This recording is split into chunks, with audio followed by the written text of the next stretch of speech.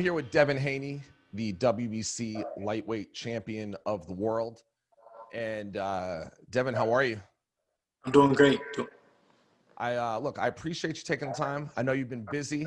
I know you're talking to a lot of people. I know there's, your name's on coming out of everyone's mouth these days. And I saw you and your dad, Bill, attended the Garcia Campbell fight.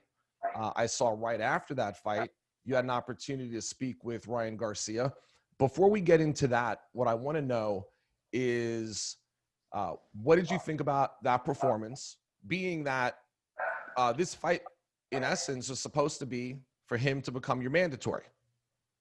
Yeah, I feel like, well, before the fight, I said this before, this is going to be the first time in history that we see two guys, meaning Campbell and Garcia, fight for a title eliminator, and the winner, which I figure will be Garcia, not want to fight the champion.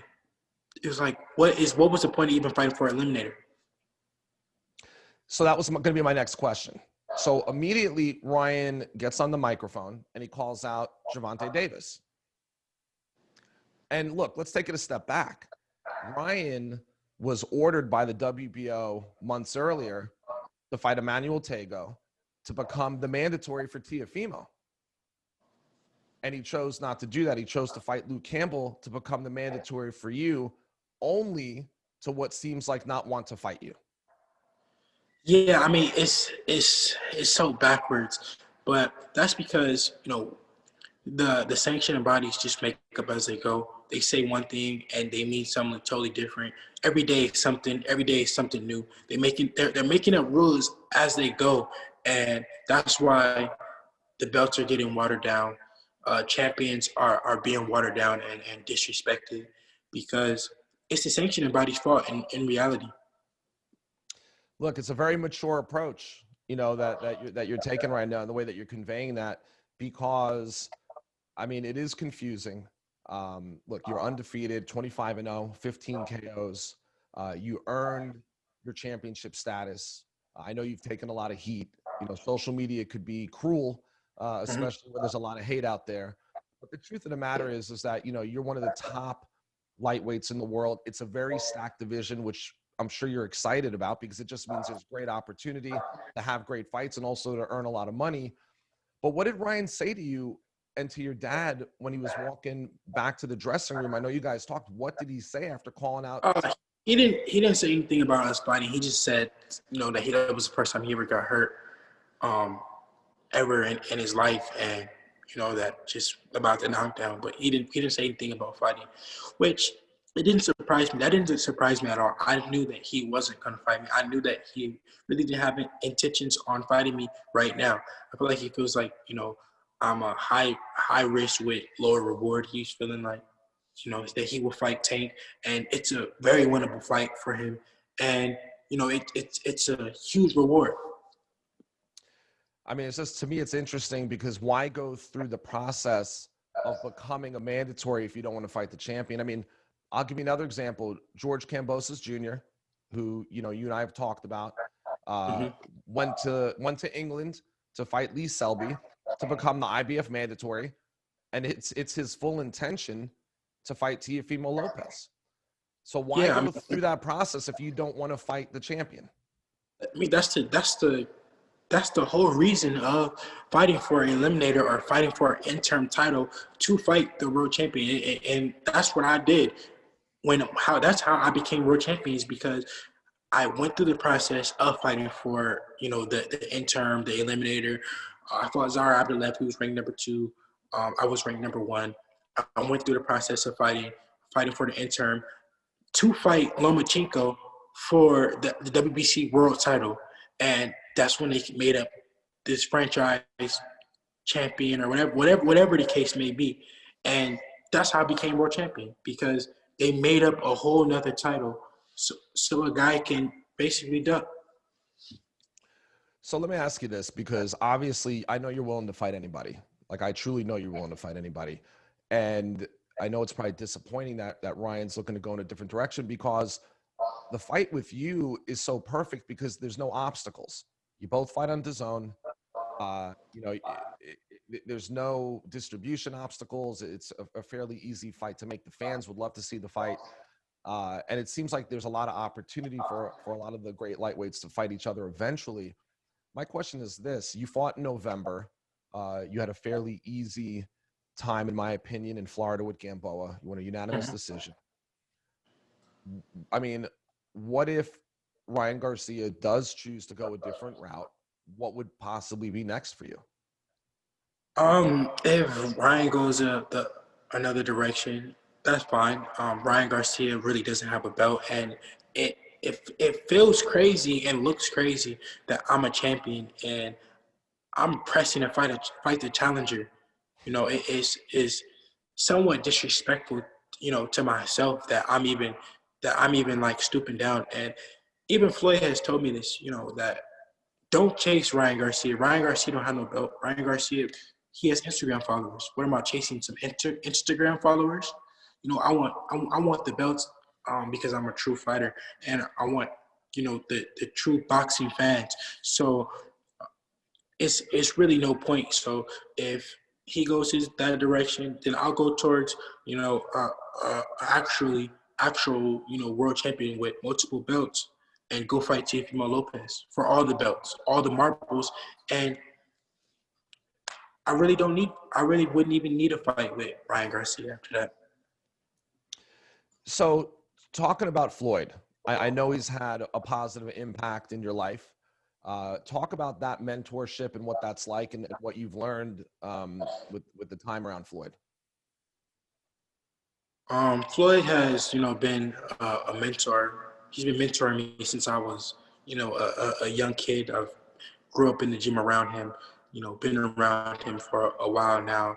And, you know, just, you know, seeing him and seeing how he maneuvered his career really has an impact on the way how I maneuvered, and, you know, really changed the game, you know, changed the game up to this point because, you know, I was one of the first ones that went to Mexico and turned pro at the age of 17 years old, and, you know, started my own promotion and did it my way. And it's a lot of young guys who saw that, and eventually you're going to see this a lot more often of them, you know, going the Devin Haney route. Look, I mean, it's been impressive. I mean, I think you've made a lot of good decisions along the way. And then you've created the relationship with Matchroom. I was texting with Eddie, your promoter, Eddie Hearn, the other day. Eddie assured me that you'd be fighting Ryan Garcia. Obviously, I know he wants that to happen. But obviously, like you said, if it doesn't happen, you would look to target Teofimo Lopez. Obviously, you want the best fights out there. Now, Teofimo could end up fighting George Kambosos Jr., his mandatory, if the money's right and the opportunity is right for him to go to Australia. If that does happen, what else would you consider in the interim? Because obviously you're going to want to get back in the ring, I would imagine, by March, April, something like that. Yeah, I'm looking to get back in the ring April. If that's the case, then I'll go Javier Fortuna. He's my next mandatory. If we can't get Javier Fortuna, then we go Jorge Linares. Right. But I'm not about to keep doing, you know, I'm not going to keep doing mandatories. I'm not going to keep doing mandatories and doing all this when I can't fight for, you know, they're saying that there's another champion in the WBC in the same sanctioning body that I'm in, and he's higher than me, or whatever the case may be. However, the WBC makes it, because one day something and the next day something new, which I can't keep up with what they're saying every day. But I'm not about to keep doing mandatories, and they're saying that it's another champion. Why not make that fight happen? Right. Look, we definitely know that. I think at this point, even the fans understand that really what people want to see is the best fights, whether there's a title on line or not. I think it's, you know, people tuning in.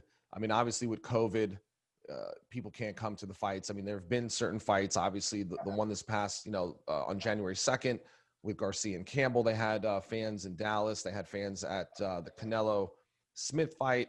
There were fights at the Spence Garcia fight.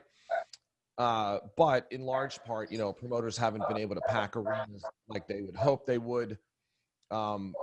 how have you been handling that as far as COVID? How have you been handling training? What have you been up to since you fought in November?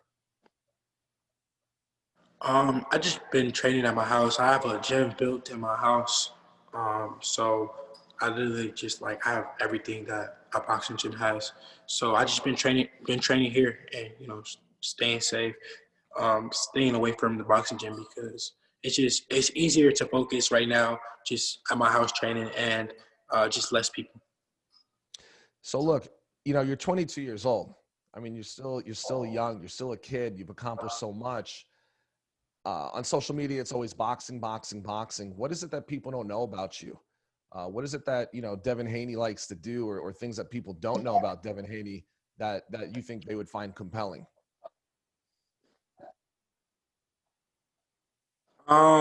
Devin Haney likes to shop a lot.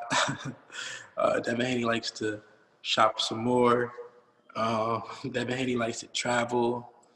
It's a lot of stuff. If you look at my social media, you see it's not really that much boxing compared to a lot of the other fighters. It's a lot of my lifestyle and what I like to do. And is there anything else that you want to convey? Anything else that you'd want, fans to know? Anything, that you'd like to express about, anything that's going on right now, current situation in boxing, what you might be up to in the future, aside from, what we talked about? That I'm in this boxing game, to win belts and be the people's champion. But I also want to be the first billion-dollar fighter. And Floyd is the like motivating me and show me that I can do that. And let me ask you this: would there ever be a scenario? Because I mean, we haven't really talked about it, but would there ever be a scenario where you and Davis fight each other? Has that ever crossed your mind? Of course, that's a huge fight, and hopefully in the future we can make that. Maybe we can make it after I beat Teofimo Lopez, and if he beats Ryan Garcia, we can make that fight happen. But we just got to see. Devin, I really appreciate you taking the time. I wish you nothing but the best, and hopefully I'll be seeing you soon. And please give my best to your dad. For sure. Thank you. Thank you.